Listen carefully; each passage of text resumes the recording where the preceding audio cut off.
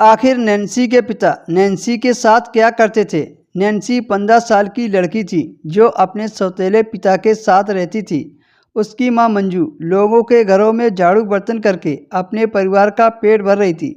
उसका पति राजेश बहुत शराबी था। नशे में धुत होकर नैन्सी को गंदी निगाहों से देखता था। नैन्सी अपने ही घर में अपने पिता से डरती थी क्योंकि राजेश उसे गलत तरीके से छूता था। नैन्सी उसे खाना देने जाती तो वो उसका हाथ पकड़ लेता था या कमर पर हाथ रख देता था। नैन्सी डर और शर्म के मारे अपनी माँ से कुछ नहीं बताती थी। एक दिन मंजू घर से बाहर जाने लगी तो उसने नैन्सी से कहा, मैं थोड़ा लेट हो जाऊंगी, तुम खाना खाकर सो जाना। नैन्सी ने खामोशी से सिर हिला दिया। रात को राजेश नशे की हालत में आया और बोला, मंजू कहाँ है? माँ काम पर गई हैं, रात को देर से आएंगी, जा मेरे लिए खाना लेकर आ, बहुत तेज भूख लगी है।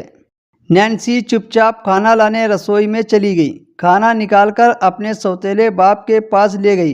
राजेश ने खाना पकड़ते हुए नैन्सी के हाथ को छुआ तो नैन्सी डर गई और तुरंत वहां से अपने कमरे में चली गई और बिस्तर पर लेट गई।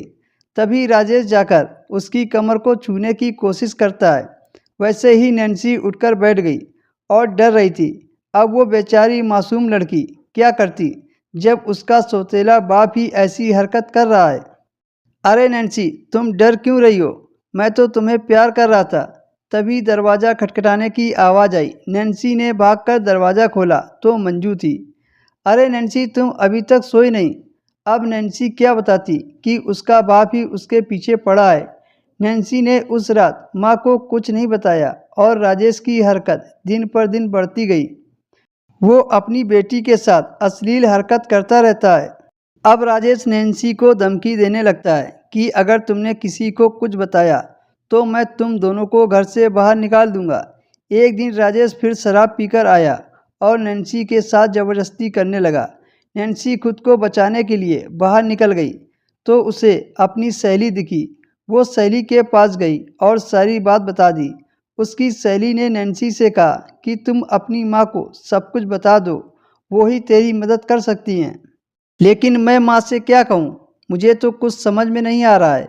नैन्सी ने कुछ नहीं कहा। ऐसे ही दिन गुजरने लगे। एक दिन तो हद ही हो गई। नैन्सी अपने कमरे में लेटी हुई थी कि तभी राजेश आ गया।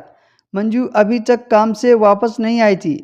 राजेश नैन्सी के कमरे में गया और उसके साथ बदतमीजी करने लगा।